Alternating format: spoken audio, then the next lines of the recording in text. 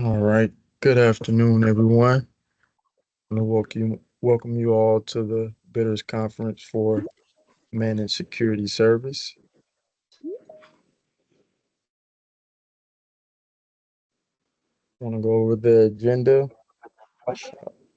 We will have welcoming remarks, conference objectives, rules, vision and desired outcome, operating model, service model, financial model, overview of the procurement process, overview of Jagger, things to remember, and then we will finish it off with questions and answers.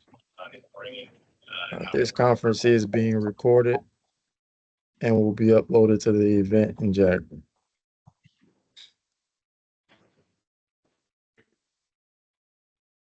So I am the issuing officer, Mr. Barry Jackson, and I will start passing it off, starting with Alex for introduction.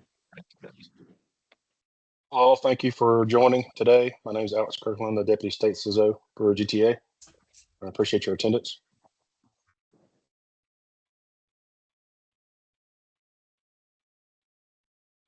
Next, we'll go with Peter. Good afternoon. My name is Peter Blake. I'm the Director of Contracts and Compliance at GTA. So when there's a winner, the contract will be negotiated by my team and I'm the winner. So good morning. Good afternoon. Good afternoon. This is Sandra Robinson. I am the Operations Delivery Executive with Capgemini. And I'm Jason Dunneman, the Lead Architect with Capgemini.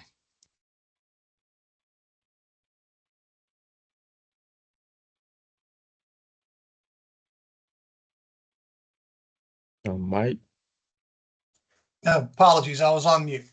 Good afternoon, everyone. My name is Mike Davis. I'm the SOC Director for the Georgia Technology Authority, Office of Information Security. Good afternoon, everybody. I'm Andrew Klodzinski. I'm with Symbio Ecosystems. We're here working with GTA on this MSS procurement. And I'm Ricky Ansari. I'm the Director of Finance here. We'll be working with you guys on the bids and the financial provisions as we go forward.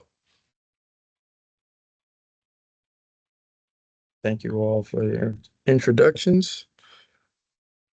So our conference objective is to provide a general overview of the purpose of the procurement and scope of services, present the Jagger sourcing tool demo, and allow service providers the opportunity to ask questions. GTA will not be bound by any oral statement or representation contrary to the written specification of this solicitation. Any revisions, clarification, or interpretations pertaining to this solicitation will be in writing and issued by GTA as an addendum. Any changes or interpretation not in the addendum will not legally bind GTA. So, as I said before, I am the issuing officer and I am the single point of contact.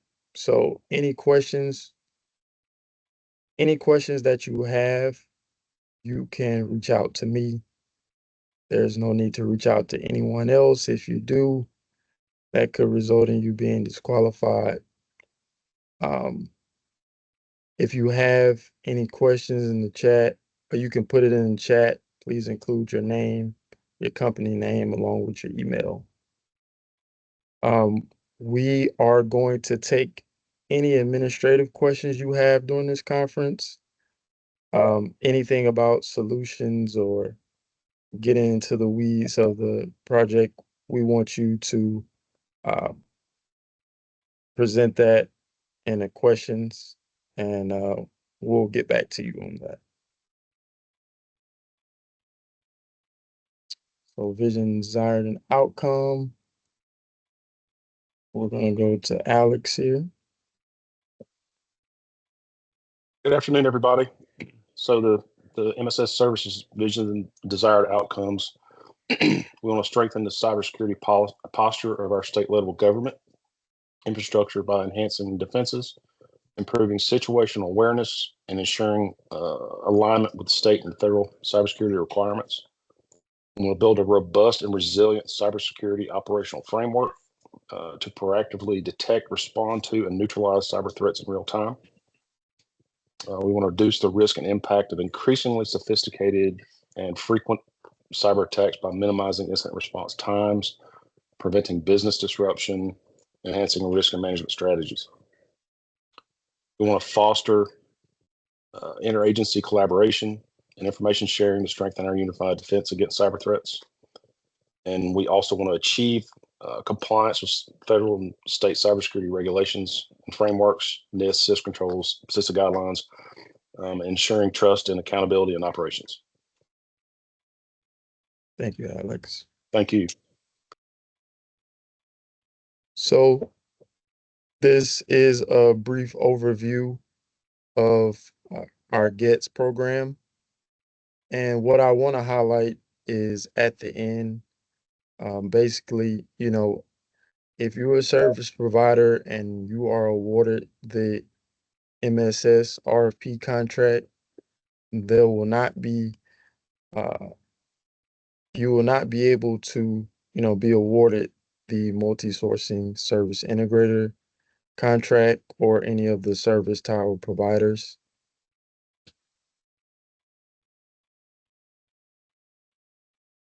Yeah, so Jabari, Go ahead. sorry, yeah. Good. Again, this is Andrew Klodzinski here. As Jabari said, if you notice in the body of the slide here, GTA views two providers to be independent in their environment, the multi-service integrator, as well as the managed security services. So again, if you are bidding on, or if you're an existing service provider in one of the service towers, you would not be able to, you wouldn't be awarded the managed security services provider, nor if you were choosing to bid on the upcoming MSI RFP, you wouldn't be able to be awarded that. Those two services, GTA requires a separate provider from the other services that are being provided, just to add a little clarity there. Thank you, sir. Thank you, Andrew. So here I want to highlight two of our mandatory questions. Number one, the service provider must have 5 or more years experience in state government providing similar services as stated in Exhibit 2 Statement of Work. Also, the service provider must have held at least 2 similar managed service contracts within the last 5 years, or the following is true. The average annual contract was at least 10 million annually, and the service provider was the prime contractor. If you do not have those minimum requirements, qualifications, you will not be considered. So just keep that in mind as you're prepared to put together a proposal. And now I will pass it over to Sandra. Good afternoon. Today I'll take you through our operating model. So first of all, what is multi-sourcing services integration? As the multi-sourcing services integrator, we manage each service provider's contracted services and ensure that integration is delivered by a single operating model, which means defined policies, processes, and procedures, the use of integrated tooling, shared SLAs, OLAs, and XLAs, therefore delivering one version of truth and one integrated service. The multi-sourcing services integrator is the primary operational interface between the client and its IT service providers, and we're responsible for service performance as defined by the scope of each provider's agreement. The expectation is to perform all key operational management functions in an integrated and coherent manner. Next, we'll talk about the service integration model. We integrate and work with all of the entities that are shown here, and I'll give you a brief description of each. Starting with governance, IT governance is the formal framework used that provides a structured process to ensure that IT investments support business objectives by effectively managing risks and impacts. The appropriate governance of the service is applied at all levels. In regards to location mix, we provide services to GTA in support of state agencies throughout the state of Georgia across 159 counties. From a competency model perspective, we're to provide the resources with the right knowledge, skills, and abilities necessary to provide the required level of services and having the right processes with a focus on maturity. If we look at grade mix, that means having the optimum team structure with the right mixture of levels within tiers to support the service expectations. For example, EUC services provide different levels of support for EUC devices. With pricing, the MSI provides invoicing, and MSI, refers to the multi services sourcing integrator. We provide invoicing to GTA on behalf of the suppliers for IT services provided, proper chargeback of services to the agencies on behalf of GTA, with financial analysis to allow for strategic decisioning of the IT environment. We do follow the ITIL framework that helps align IT services with business needs and objectives. From an applications perspective, the various service providers support their own applications that are used to provide service within the enterprise. Stakeholders include our client, the service providers, and the agencies. For projects, the MSI project and program team is dedicated to the successful execution of infrastructure projects, hardware refresh, and software currency. The MSI utilizes the Unified Project Management methodology to drive agency and multi-vendor projects to completion. In regards to the agencies, we support the executive branch agencies with either full services or partial services. We also provide managed network services to other governmental entities. When we talk about departments, those are the various departments that include the MSI and GTA departments and towers to ensure that quality services are being delivered. For suppliers, we work with onboarded service suppliers to ensure a cohesive delivery of IT and cloud services. For infrastructure, we provide integrated processes and tools for the Service Integration Foundation. The service management tool in this environment is ServiceNow. All of the service providers will integrate into and use the ServiceNow platform. We maintain service management manuals, work instructions, knowledge articles, and other artifacts documenting processes and procedures. Each service provider will support their own infrastructure that is needed to provide service in this ecosystem. A common service integration framework is also a part of the ecosystem here. We use a common service integration framework to increase customer satisfaction because there is one interface that users are working with. They do not have to go to different locations for different services. We provide a common platform from which we work across. This helps to reduce non-discretionary spending, effective cross-tower management, and transparency. For example, by providing a common change management model, this helps drive down cost, and each service provider does not have to provide their own model. This model facilitates proactive business planning by consolidating historical performance data with proactive business demand to aid in decision-making going forward. We also enable a plug-and-play supplier model through standardized processes and tools to allow quick responses to changing needs. Next, I'll turn it over to Jason Donovan, our Capgemini lead architect, who will take you through our state of Georgia MSI model. Jason? For some reason my camera's not working, but we'll continue nonetheless. This slide shows a more detailed view of the MSI operating model that Sandra just went over and how the various stakeholders interact. It also shows several of the services, tools, processes, and integration points provided by Capgemini.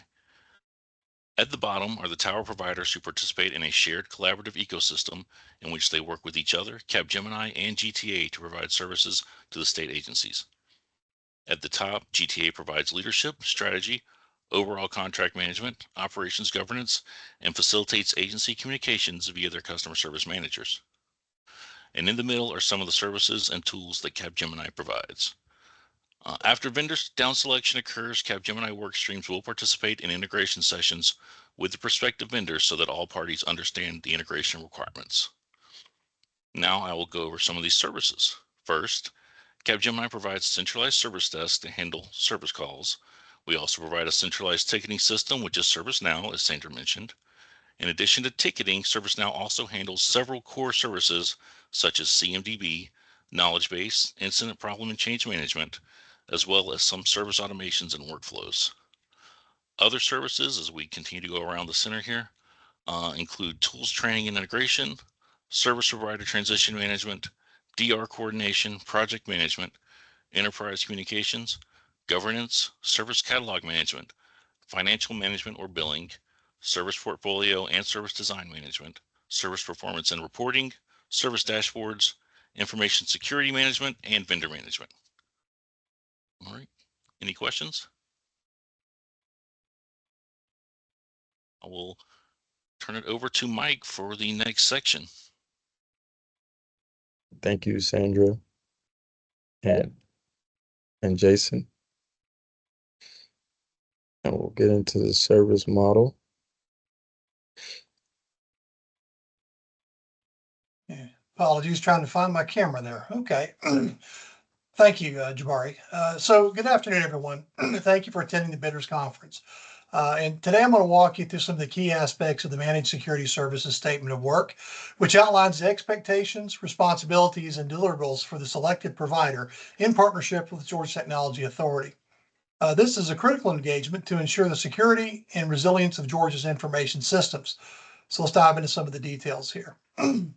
The Statement of Work document, which you're kind of seeing an outline of here, establishes the comprehensive managed security services that you will deliver. Your role is to provide a solution that fully supports the state's business processes while adhering to both state and federal cybersecurity regulations. The foundation of this partnership is collaboration. You'll work closely with GTA, state agencies, and other service providers to deliver integrated end-to-end security services. This requires not only technical competence, but also a proactive approach to identifying and addressing evolving threats and challenges. Importantly, all services are included in the resource unit consumption charges, ensuring transparency and predictability in pricing. Enterprise security policy. At the heart of this work is strict compliance with the state of Georgia's cybersecurity policies, enterprise security standards, and federal regulations like NIST, FIPS, and others. Your responsibilities include ensuring compliance with policies across all operations and filling gaps where security requirements are unmet in your own environments and procedures, as well as calling out gaps in the state's own operations or environments when such evidence is observed. Proactively developing and implementing security measures to address vulnerabilities. Maintaining comprehensive security documentation such as SSMs, playbooks, runbooks, or other procedure manuals, and make such documentation accessible to authorized personnel upon demand 24/7, 365. Additionally, you'll participate in lessons learned reviews after any security event or incident, using these insights to refine and strengthen processes. The goal here is not to just meet current standards, but to anticipate future requirements and continuously improve. Under systems and tools, effective managed security services rely heavily on robust tools and systems. GTA owns the security tools that are deployed and that will be used to run security operations. This includes SIM, EDR, and email security, just to name a few. Your role here includes managing both GTA provided and, if requested, service provider provided security tools, limiting access to these tools based on defined user roles while conducting regular audits to ensure compliance, and recommending new tools to GTA that could enhance performance, provided they align with the state's operational requirements. Reporting is equally critical. You'll provide detailed, regular reports on tool deployment, maintenance, and operational status. This ensures that GTA has clear visibility into the health and effectiveness of its security infrastructure. Security operational management. Operational stability is a critical aspect of this engagement. As MSSP, you will provide 24/7 proactive monitoring and maintenance of security systems, provide regular capacity planning and backups to ensure, where applicable, to ensure there are no service interruptions or loss of data, adhere to change and configuration management processes to prevent misalignments or security risks. Every action taken must align with GTA's defined engineering and security standards, ensuring a seamless integration with existing systems. In the middle of this slide, we see the Security Operations Center, which this is one of the largest pieces here. As the SOC is the operational nerve center for managing and defending the state's digital assets, it must operate 24/7, 365 with the capability to scale as threats evolve and the state's digital infrastructure grows. Accept input from a wide range of devices, including routers, firewalls, servers, endpoint systems, and cloud platforms to provide comprehensive visibility across the IT ecosystem. Correlate and analyze data from multiple sources in real time, generating actionable insights, trend analysis, and alerts to detect and mitigate sophisticated attacks. Provide robust reporting and dashboards that highlight key metrics, incident status, and operational health, ensuring transparency and actionable information for all stakeholders. The selected provider's SOC will work hand in hand with the newly created state SOC. This collaboration is critical as the state SOC continues to develop its processes and capabilities. Together, these teams will integrate resources, intelligence, and expertise to provide a seamless defense of the state's assets. This partnership ensures cohesive operations, improved threat intelligence sharing, and alignment on response protocols. Speaking of response, timely and effective incident response is crucial to minimizing damage and restoring services. You will maintain an incident response team with seasoned analysts available 24/7, implement incident triage processes to assess the severity of incidents and prioritize response efforts, coordinate with GTA, other agencies, and service providers to contain, eradicate, and remediate threats. Post-incident, you will conduct detailed reviews, identifying gaps in tools or processes, and making improvements to enhance future response capabilities. Incident response is more than reaction, it's resilience. So threat intelligence. Proactive threat management is essential for our model. You will collect and analyze intelligence from various sources, identify tactics and techniques that are used by cyber adversaries, regularly scan for vulnerabilities and prioritize them based on impact, and provide actionable remediation plans. Integrate threat intelligence into tools like SIM to enrich event data and improving detection accuracy and response times. By combining intelligence gathering with advanced vulnerability management, you will play a key role in preventing attacks before they occur. Speaking of vulnerability management services, a robust vulnerability management program is as a cornerstone of maintaining a secure environment. Your responsibilities will include vulnerability assessments, conduct monthly scans across network devices, servers, EUC devices, applications, and databases to identify weaknesses, assess the relevance of vulnerabilities to the state-specific environment, and prioritize them based on exploitability and potential business impact. Remediation planning. Work with service tower providers and agency IT and security personnel to help them ascertain detailed remediation strategies, timelines, and actionable steps. Additionally, recommending compensating controls for high-risk vulnerabilities while permanent fixes are being deployed. Regulatory compliance. Tailor vulnerability scans to meet relevant regulations such as IRS, HIPAA, NIST standards, and generate compliance-focused reports to identify risks of noncompliance and propose corrective measures. Monitoring and reporting. Implement continuous monitoring to detect new vulnerabilities in real time, provide executive-level dashboards and near real-time metrics to track the state's security posture that demonstrate the effectiveness of vulnerability management efforts. Governance, risk, and compliance underpins all security operations. Your responsibilities there include conducting regular compliance assessments and audits to ensure alignment with state federal regulations, maintaining automated tools to track compliance gaps and their remediated status, and reporting on risk management initiatives. This not only assures compliance, but also a forward-looking approach to managing risk. In addition to these basic services or required services, there's a couple additional services in addition to these core responsibilities that you will provide. And these are typically going to be a catalog-based type item. Penetration testing is the first. Both internal and external tests to identify vulnerabilities in the state's systems and networks with clear remediation strategies. And additionally, the other service would be digital forensics. Investigating security incidents, preserving evidence with a documented chain of custody, and analyzing malware to provide detailed reports on root cause. These specialized services allow for a deeper insight and advanced protection of the state's critical assets. Just in closing, to sum up, the statement of work is designed to set a high standard for cybersecurity across the state of Georgia. It's both comprehensive and demanding, reflecting the critical importance of this work. We're looking for a partner who not only meets these requirements, but exceeds them, bringing innovation, dedication, and expertise to the table. Back to you, Jabari.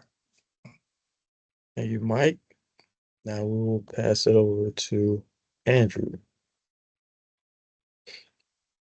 Thank you, Jabari. So one of the exhibits that we're asking you guys to provide in your response is a key service personnel document.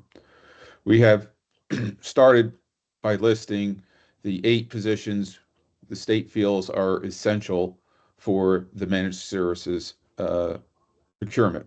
We also allow the bidders to provide other key resources that they have included within their solution.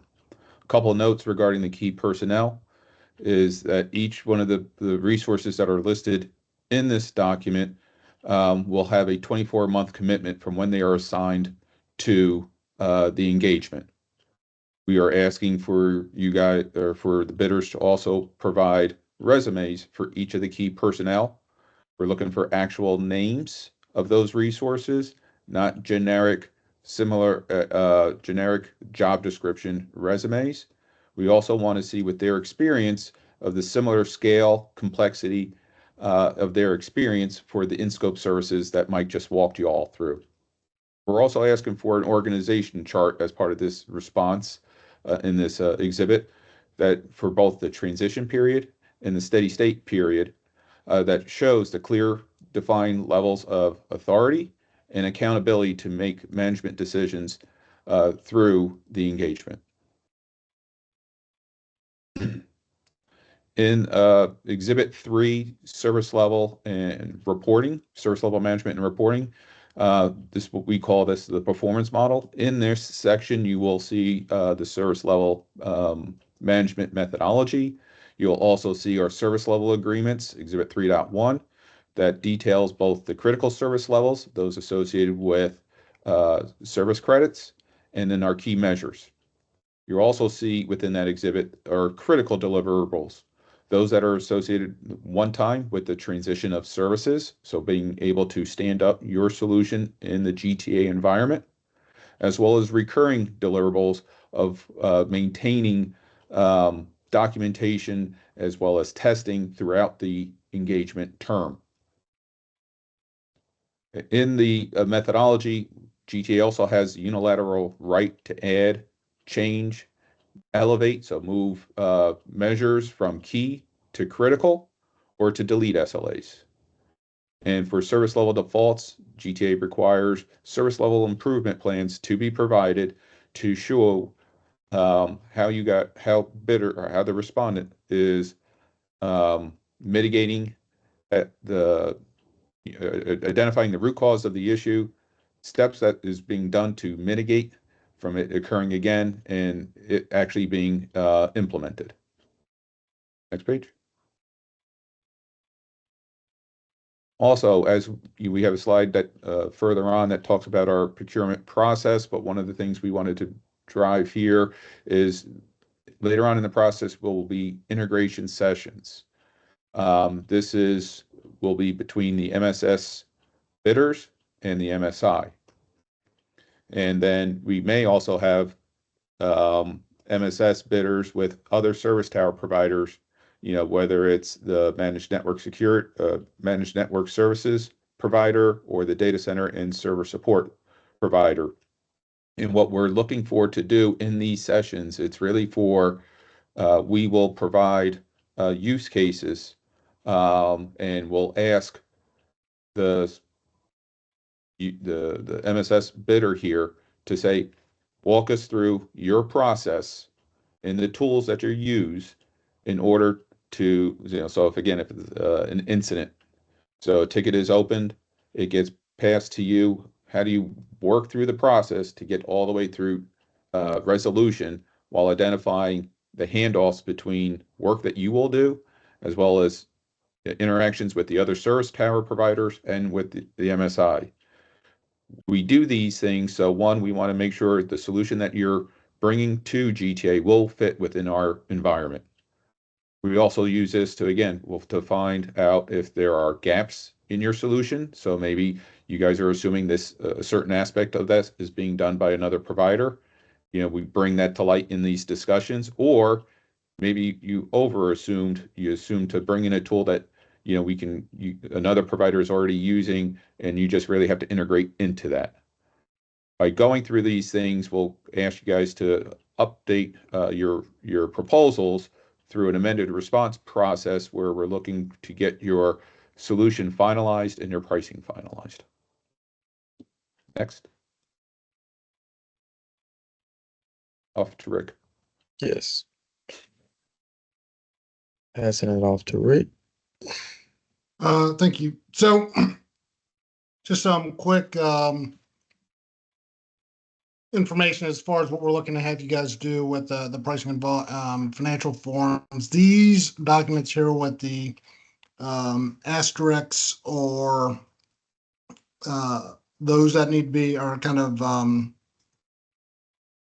not necessarily optional, but will be filled out maybe at a later point. I think we can go on to the next page here. So what we're looking for is these are generally the run state charges. You'll be filling these out by line in the blue sections that you see here, by resource unit for the volumes, any kind of volume discount. What you'll do is kind of do the pricing for that based on assumed volumes that you have as you go forward. But it's an annual cost that you'll be completing as we go forward. Next. These are the transition charges. So as you start looking to incorporate the transition plan from current provider to your proposal, please make sure you're filling out these tabs again in the blue sections for all the necessary information related to things like hardware, software, travel. All of these things should be included in your base charges. So we're not looking for, partial service charges or things like that. Everything as you guys go about planning your proposal needs to be inclusive of all of the associated components that go into those charges or into those services. Okay. FTE, the rate card, similar. What we're going to do is we're going to ask you for an hourly rate. And then depending on the types of the projects that are provided, we may have a monthly rate. And then as you go forward into extended periods of time, it would be expected to have something of a discount as you get past a month to 1 to 3 months, and then greater than 3 months. What we're looking for, or what is your anticipation of what kind of efficiencies might be realized as a byproduct of extended duration for working on these projects.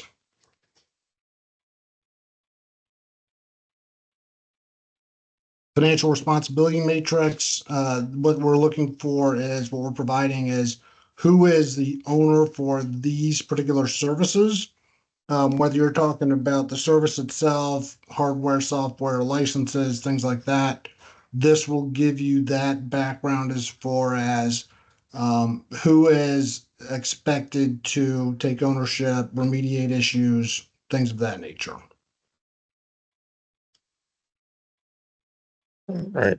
Thank you, Rick. Back to you, Jabari.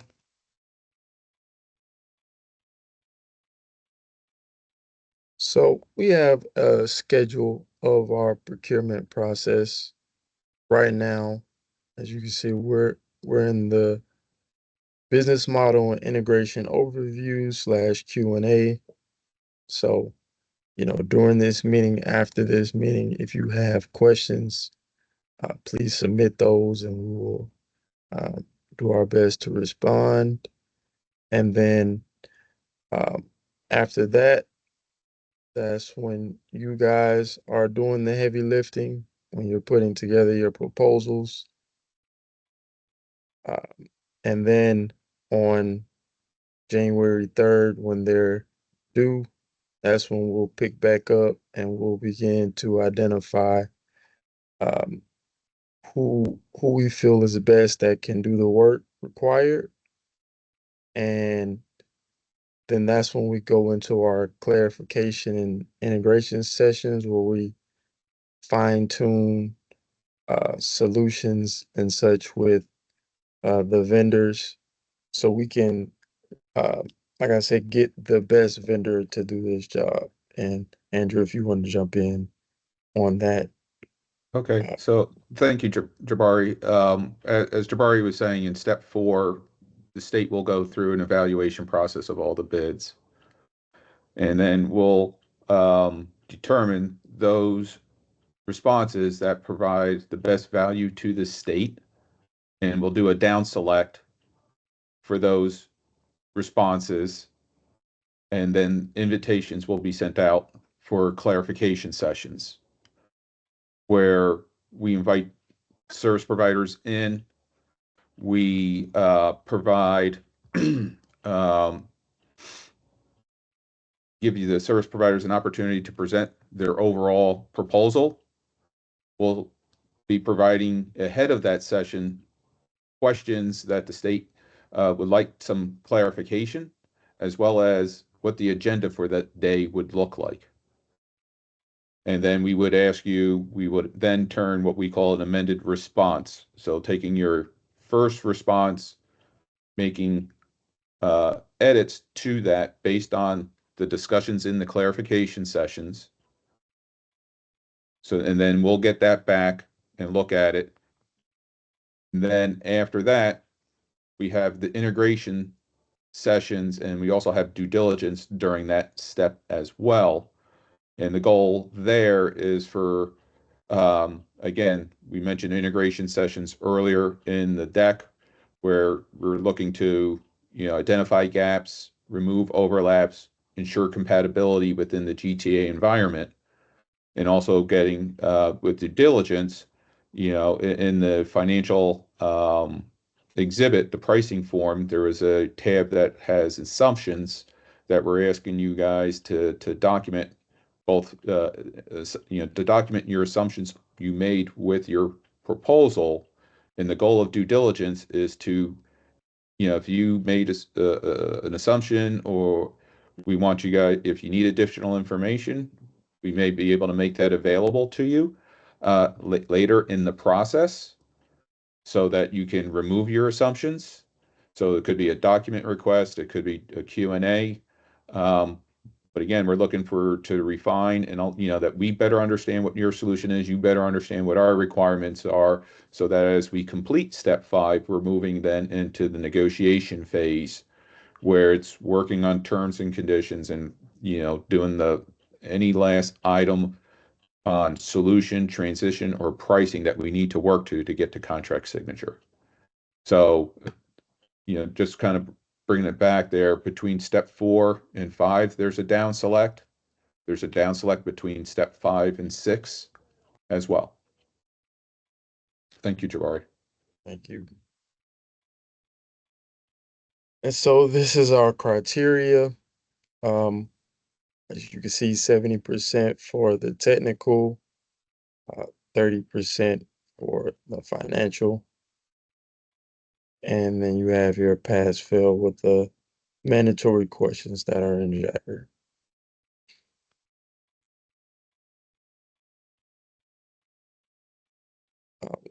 And this one, is this provides a little more color to what I was talking about earlier. I'm sorry, Jabari. yeah, go ahead. You know, that again, we go to look at the clarification sessions.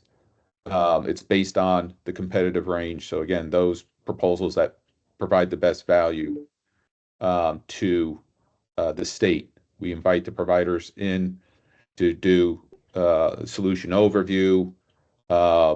We have clarification questions that we provide you in advance on whether it's solution, transition, financial. And then after that, we go through the amended responses. And then, you know, there could be a down select there as well after clarification sessions with that amended response. And then with the integration sessions, we talked about this a couple times there. Purpose there is to identify those gaps or overlaps within your solution, you know, through the integration sessions themselves, through due diligence. We're looking to remove all the assumptions from the pricing forms so that, again, we're looking for an amended proposal. So this way we're looking to, you know, make on that one the last down select of who does GTA want to award this contract to.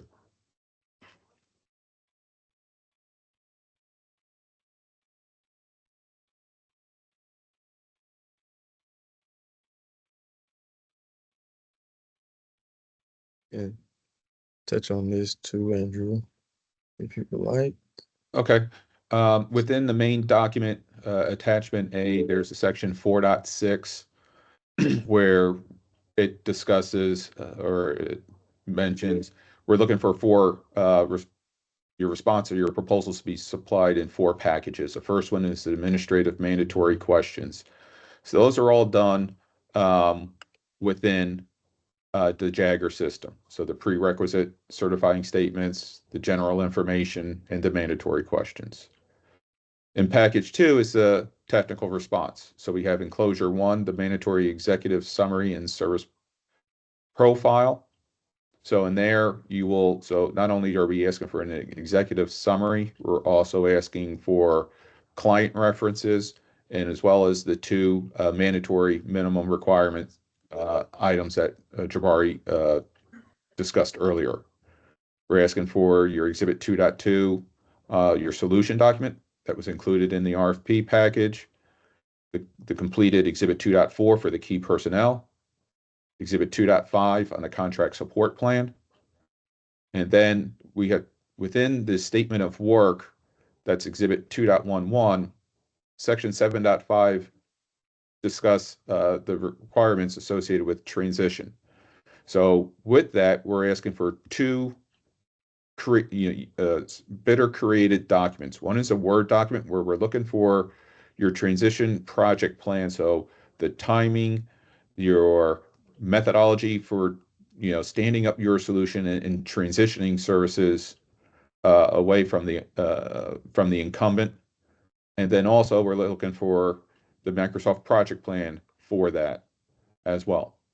So what are the steps that you would all follow in order to transition from the incumbent and standing up your solution? These items will need to take into account the one-time deliverables that are included in Exhibit 3.1. Separately, we're asking for package 3, the financial response. That's Exhibit 4.1.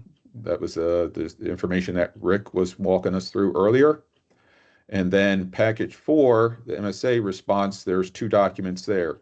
Enclosure 2, the service provider feedback form, and then the master services agreement. So with this, we're asking for the feedback form. This is if you have feedback on our terms and conditions within the MSA or any of the requirements within Exhibit 1 suite of documents, the Exhibit 2 suite of documents, Exhibit 3 suite of documents, this is your opportunity to utilize.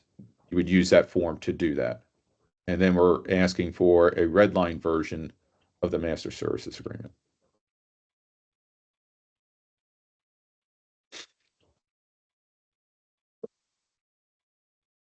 On this one here, on the feedback form, The first point we just talked about and the second there. On the third point here, we expect the service provider's responses, all the proposals, to comply with the requirements of the RFP as written.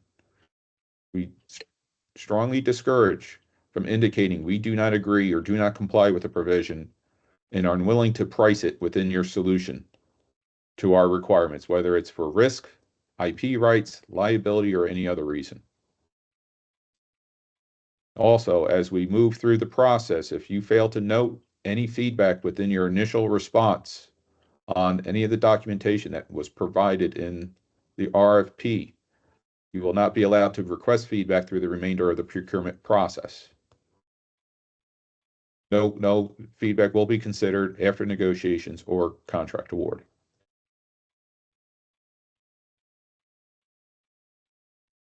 So this is our schedule of events. Right now, we're at our bidders conference today.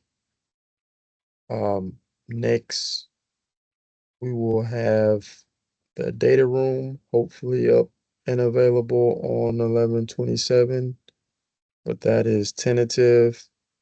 Right now, our Q&A period is open, and it will be open to the 5th of December at 4. And we will answer all of those questions and post them back by 12/12. And we will be collecting bids and responses on 1/3/2025. And data room access will only be granted to the prime service providers attending this session. Confirmed via attendee sign-in after they complete the required non-disclosure agreement, attachment P. GTA anticipates granting access 2 business days from receipt of completed NDA.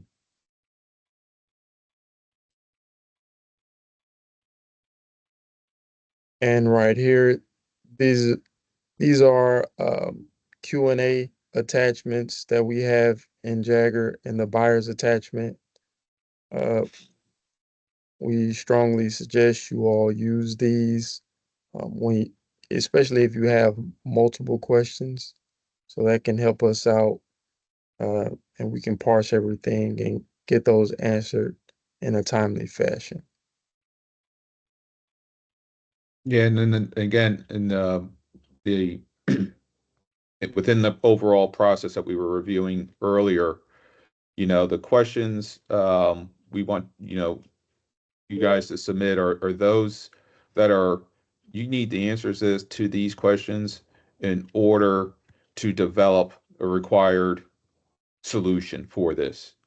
If it doesn't have a direct impact on developing your solution or your price, again, later on in the process, we talked about the due diligence period where you'll have another opportunity to ask for additional information.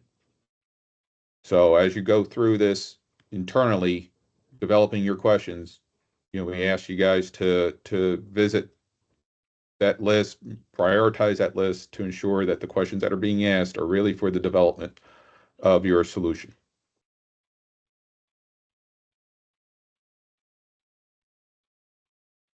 On the data room here, this is we are working to populate this. We have some information that we'll make available to you all, but examples of what's included in here is additional layer of volumetrics or asset information or information about our current environment.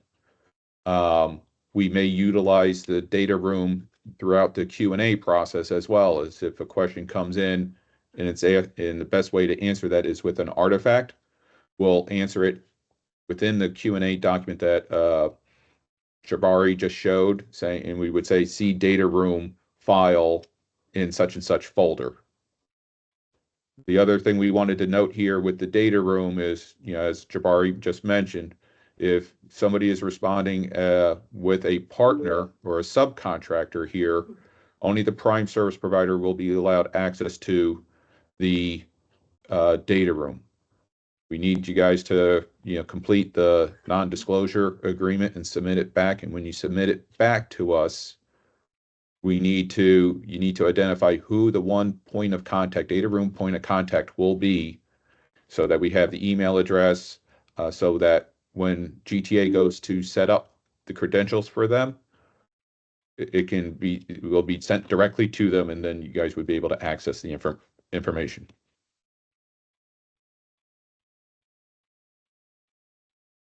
And now we'll pass it over to Peter, contracts. All right, good afternoon. This slide shows the structure of our current agreement. And as part of the procurement materials, you were given the contract documents, and many of them which you'll be filling out as part of your response. But I'll go over the general structure here. The general structure is we have the MSA, which has the key terms and conditions that govern the agreement. And then we have 4 exhibit areas. We have Exhibit 1, which is the integrated platform. This has a lot of the common documents and the things that tie us together into an integrated environment. Exhibit 2 is the statement of work and the solution documents. Exhibit 3 is around reporting and service level. This is about performance management. The SLAs are in Exhibit 3s. And Exhibit 4 is your pricing and your financial provisions. So within that structure, that's where all those documents. So when you see an Exhibit 3 document, you'll know that it has to do with performance management. All right. All right. And back to Andrew, I think. No, I'll take it over from here. Thank you, Peter. All right. So in the buyer's attachment, we do have the Jagger bidder's instruction, and I encourage you all, if you're having issues, to read through that. And also, I'm here to help.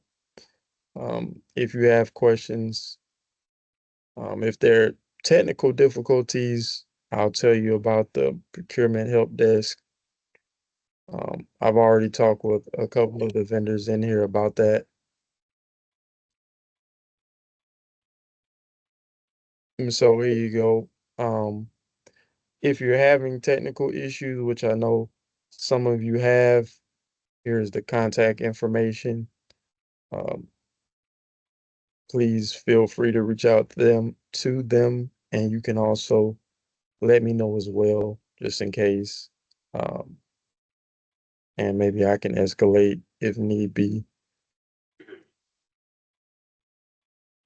And here are some tips.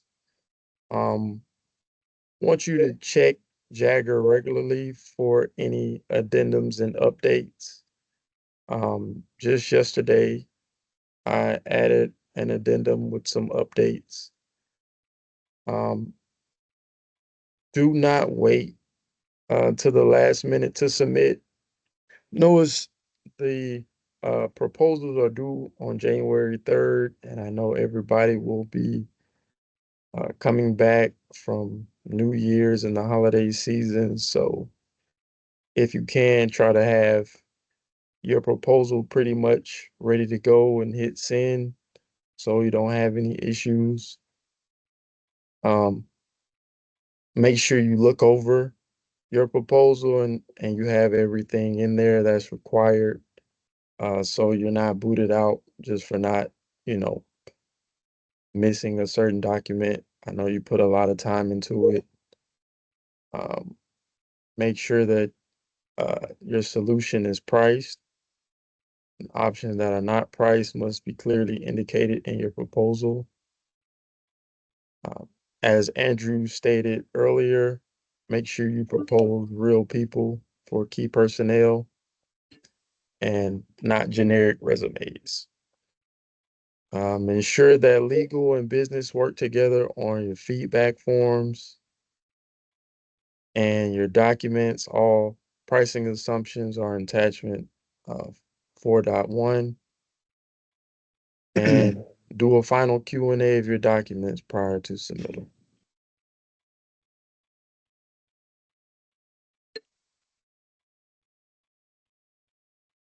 As I stated earlier, I am the issuing officer. If you have any questions, you can reach out to me. The deadline for submitting questions for the Q&A is December 5th. Make sure you refer to attachment A, RFP main document, on submitting other questions.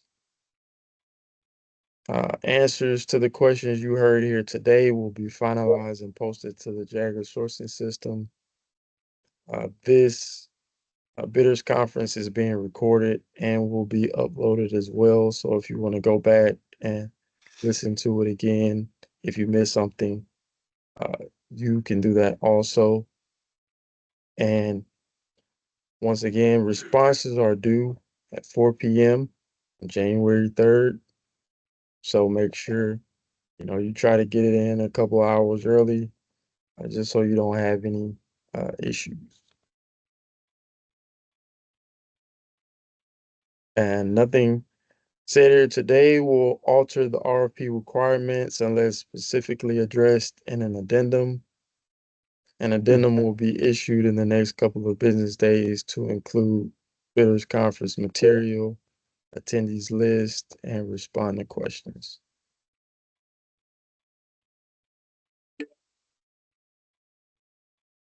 So now we'll open it up to questions. I know we've had some. Let's see.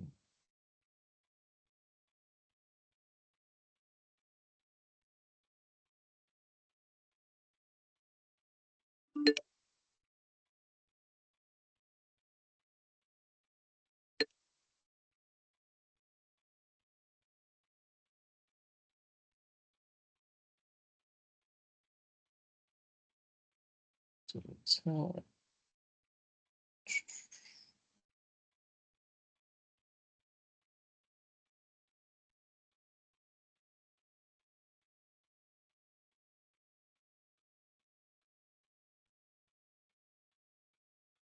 okay, so attachments in the RFP are incorrectly mapped. Document file names do not align with the names of the attachments within the documents. For example, file name attachment B may be called attachment F inside the document. Some attachments, like attachment L, are missing. What is the correct mapping? Have all attachments been included? All attachments have been included. If there are some documents that are, called something different, I can go back through and check and make corrections if that's the case. And if there are, you can look out for an addendum. And everything should be in order after that. Let's see, will the integration sessions occur after down selection? Yes, they will.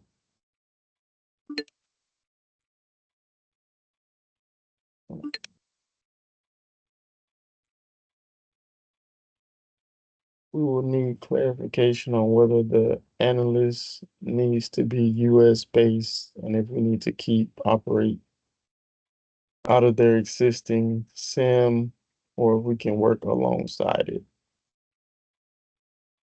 Yeah, so this one is not an administrative question, so we won't be addressing it during this call.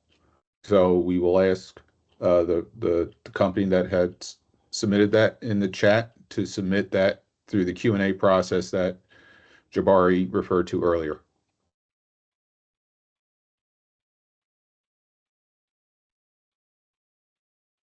Is there an incumbent for this service? I submitted a records request and the response was no. Responsive records were available. Can you confirm this? Who is currently providing this service? That's another question that you can submit through the Q&A and we'll answer that.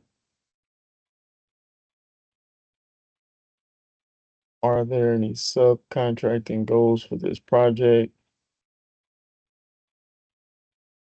You can submit that through the Q&A process as well. How can we access the attendee sign-in? Talking about access to the data room, or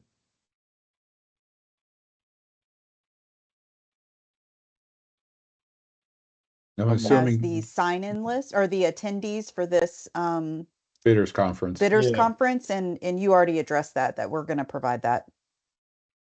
okay. Let's see. I'm gonna ask about insurance requirements are so high. Let's see. Cyber and technology liability insurance, 30 million.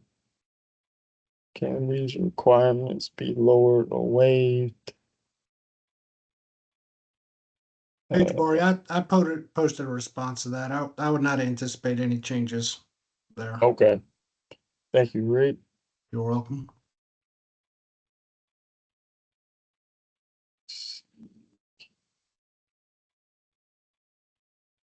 Can you please confirm what you stated in the beginning about being eligible for multiple awards? So what we were saying earlier in the bidders conference is uh, through the GETS program, we want our service providers to be independent of each other. So right now we have IMS out and MSS out. And so if you were awarded IMS, you would not be awarded, or you wouldn't be able to be considered for MSS, because we want everybody to be, we don't want multiple awardees on our different GETS projects. So I hope that clarifies everything. And let's see, where is the recording going to be published to refer back to the pre-proposal conference? Will that be in Jagger? Yes, it will.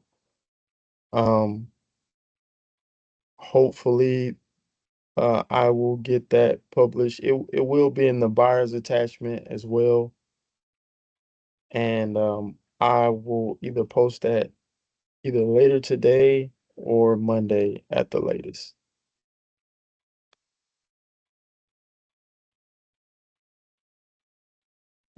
I don't see any other questions.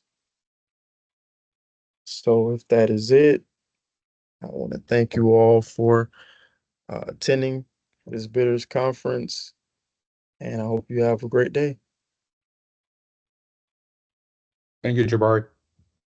Thanks, Thank you. Jabari. Appreciate it. Thanks, everybody. Thank you. Thanks, everyone. Happy Thanksgiving. Happy Thanksgiving. Thanks, everyone.